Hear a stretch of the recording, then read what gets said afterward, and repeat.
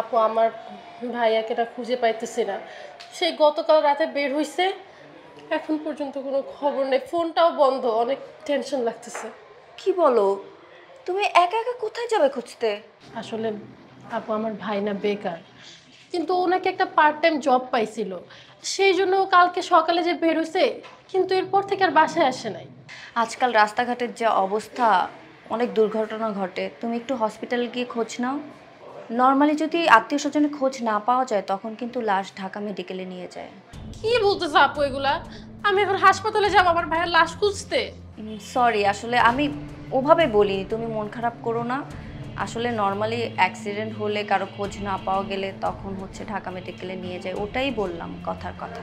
আর একটা বিষয়, তুমি থানায় গিয়ে খোঁজ নিতে পারো।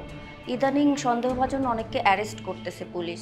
এমনও হতে পারে কোনো কারণে তোমার ভাইকে থানায় অ্যারেস্ট করে নিয়ে গেছে। কি বলতেছো এসব? আমার ভাই একটা মশাও কোনোদিন মারে নাই, ওকে কোন অপরাধে পুলিশ ধরবে? আর ও থানায় কেন যাবে? আচ্ছা তুমি একটু শান্ত হও, আমি তো সম্ভাবনার কথা বললাম। শোনো, কারো যদি খোঁজ না পাওয়া যায় তখন কিন্তু প্রথমে আত্মীয় স্বজনদের কাছে খোঁজ নিতে হয়। তখন যদি না পাওয়া যায় তখন প্রথমে হসপিটাল, তারপর থানায় খোঁজ নিতে হয়। আর একটা কাজ করো, আগে তুমি থানায় যাবে, থানায় গিয়ে একটা জিডি করবে। জিডি করলে হবে কি, ওদের নলেজে থাকবে, কোনো ইনফরমেশন পাওয়ার সাথে সাথে ওরা তোমাকে জানাবে। তাহলে আমি আগে থানায় যাব?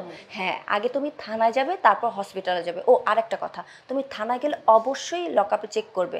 অনেক সময় ওরা নেশাখোর, তারপর ছিনতাইকারী, ওদেরকে সন্দেহভাজন যারা আছে ওদেরকে লকআপে রাখে। কি যে বলো না আপু, আমার ভাইয়া ছিনতাইকারী কেন হবে? আর ও কখনো নেশাপানি করে না, ওকে লকআপে কেন দিবে? না না, আমি বলিনি নিয়ে গেছে, মানে নিতেও তো পারে, মানে গেলে চেক করবা লকআপটা, এটাই বললাম। আল্লাহ, কি বলতেছো? ভাইয়াকে এখন কই খুঁজবো?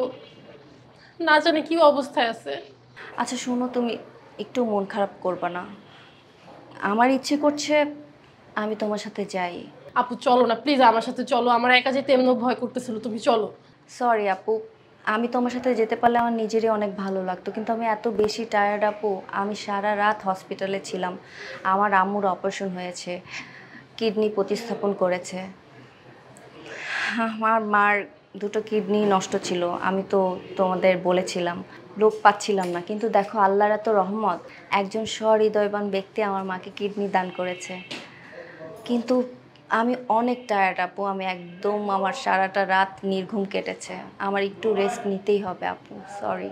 ঠিক আছে আপু, তুমি তাহলে রেস্ট নাও, আমি একটু থানায় হসপিটালে গিয়ে খবর নিয়ে এসে দেখি।